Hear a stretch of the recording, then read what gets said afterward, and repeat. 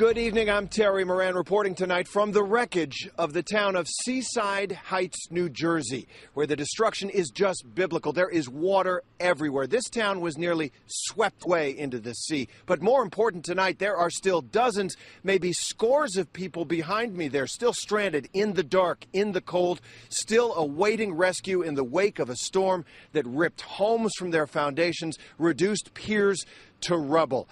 We saw this up and down the Jersey Shore today. This community is just one of the hardest hit along the ravaged shoreline of this state, a state where tonight 65% of the people are without power in the dark. And tonight here, where a new danger encroaches.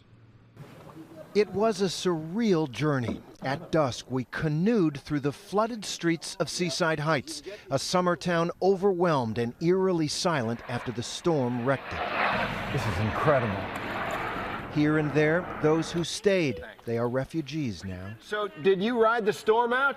Yes, we stayed here. Thomas Farrell and Ariana Coletti stayed dry in this second-floor home, but now they are stranded, cold, and in dire straits. I mean, I've been through 4 hurricanes. Never seen anything like this. And it is getting dangerous here. Gas lines are broken. There is fuel from boats and cars sitting in the floodwaters across the town. They said that if they couldn't shut off the gas, everyone has to leave because the whole town could blow. The boardwalk. It was the heart of this classic Jersey Shore resort. A strange place now. The amusement park is in ruins. The rides that gave generations of kids so many thrills lie crumpled and broken in the surf. There is little left here. When you look at this, what do you think?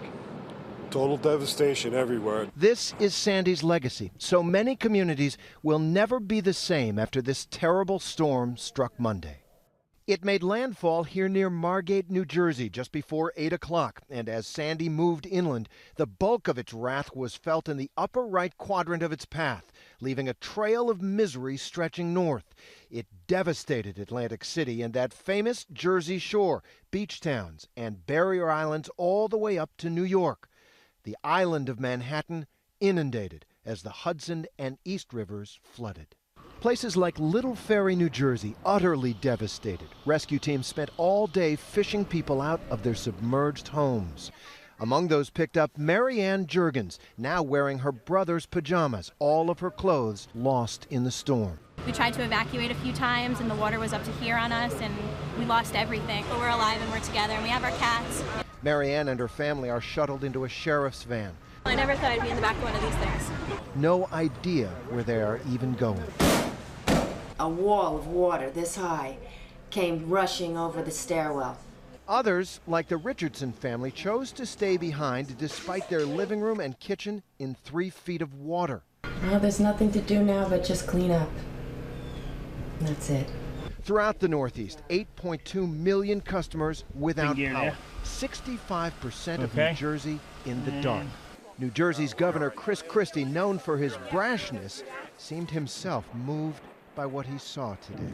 As a kid who was born and raised in this state, who spent a lot of time over my life at the Jersey Shore, no question in my mind we'll rebuild it.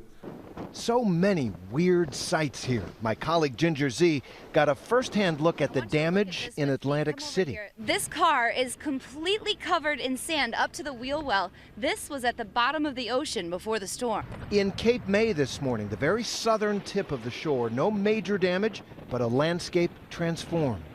This is an 8-foot street sign that's now waist high. In Berkeley, another town in ruins, the scene was equally tragically bizarre.